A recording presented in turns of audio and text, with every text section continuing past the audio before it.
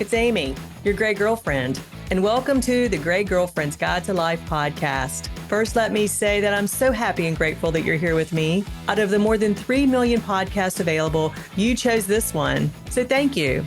This podcast was created for high-achieving women, real women who face and conquer real challenges, real women who are ready to take their lives to the next level. Between us all, we've been through it all, and I'm here to tell you, you can thrive despite it.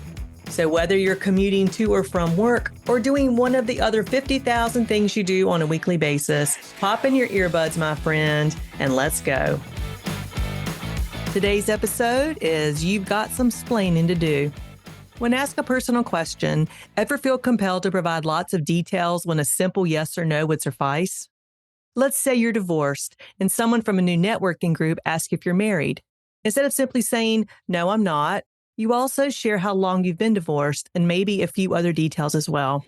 Or maybe your mother insists on your coming over for dinner every Thursday, but committing to a weekly dinner doesn't work for you.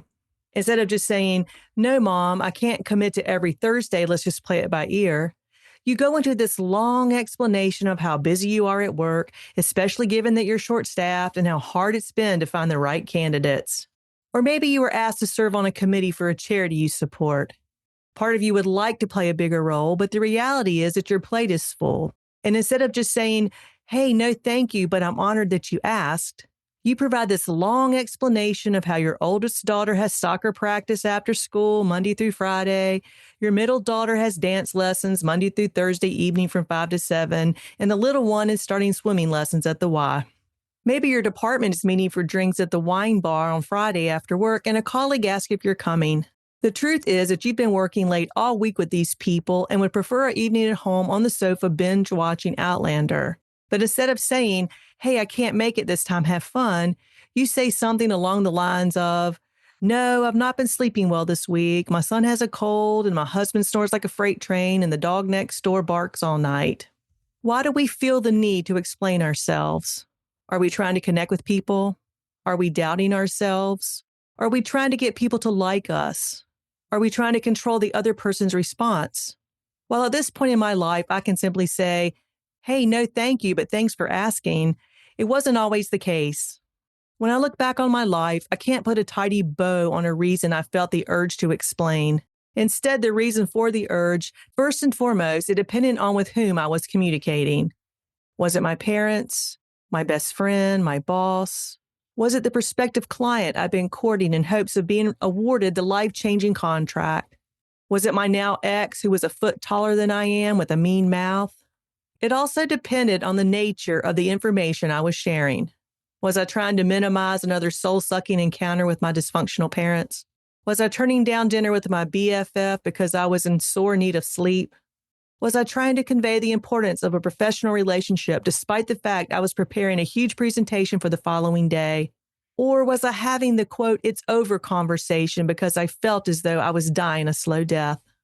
In the case of my parents, I wanted to avoid being trapped in a Groundhog Day reality, being subjected to the stream of shaming comments about my decision to divorce. I heard, "You haven't thought this through. People who get divorced are cop-outs.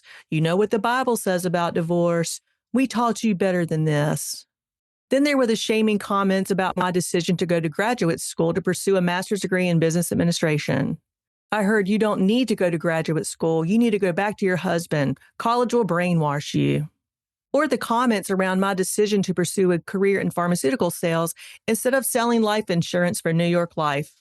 That time I heard, "I've spent all this time talking to John Smith into sponsoring you, and you're being disrespectful."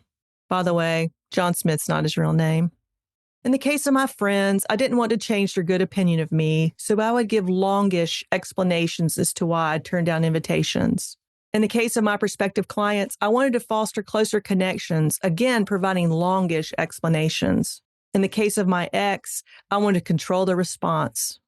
I was reared by a domineering man, and then I married one. And while the first domineering man in my life battered me physically and verbally, the latter beat me up with his words. I wanted to keep my ex as calm as possible so that I can make my exit as quietly as possible. In the depths of my subsequent romantic relationships, I also wanted to control the response, not out of fear of angering the giant, but instead to keep my anger at bay. If they responded to my decision to untangle the mess with anger, then I risked my giant anger rearing its ugly head, and I believed I'd be forced to say comparably unkind things.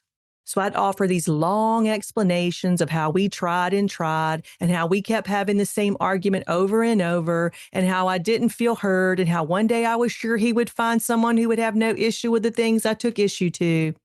You see, back then I suffered from the need to be nice.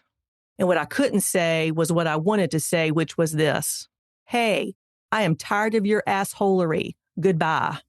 Despite the myriad of reasons and circumstances behind them, I recognized a common thread in each situation. And that common thread for me was guilt. I felt guilty for saying no.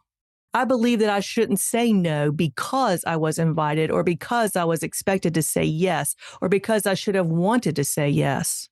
I felt guilty for feeling angry. I felt guilty for wanting more from a relationship than I'd seen modeled and what I'd witnessed firsthand. I felt guilty for wanting to be happy and for daring to believe that I could be happy. In the quagmire of my own dysfunctional thoughts, I believed that if I offered sufficient explanation, I could alleviate my guilt. And sadly, at that time in my life, I didn't realize that my guilt was misplaced. But I realize that now, dear friend, and so can you. It's okay to stop explaining yourself. It's okay to stop telling everything. Your private life is private. Share what you want to share only if you truly want to share it, not because you think you should share it or you must share it. If you need permission to stop explaining yourself and telling everything, then I give you that permission right now, and I'll continue to serve it up to you until you can serve yourself. Don't know how to stop? Well, here's how you do it. You can role play with a trusted friend. You can role play in front of your bathroom mirror. Stand in front of your bathroom mirror and say the words over and over. I'll get you started. Ready? Say it with me. No, thank you, but thanks for asking. Let's do it again, but say it loudly. Say it proudly. No, thank you, but thanks for asking. And then smile. I'm wishing you peace and plenty of perfect opportunities to perfect your no. Until next time, this is Amy, your gray girlfriend. Hey, it's Amy. Did you know that what we tell ourselves about ourselves impacts every decision we make? Every decision. So if you're feeling stuck in any aspect of your life, RTT can help. Want to know more? Go to amyblairlawson.com or click on the calendar link in the show notes to schedule your complimentary 30-minute consultation. Oh, one last thing. I can't forget the legal stuff. You know what I'm talking about. The language a lawyers write that I have to read to you. Well, here it goes. This podcast is for educational and entertainment purposes only. While I am a rapid transformational therapy practitioner, a certified divorce financial analyst, and a licensed investment advisor, this podcast is not intended as a substitute for a private session or a consultation. Got it? All right. Until next time, wishing you peace and plenty of all good things.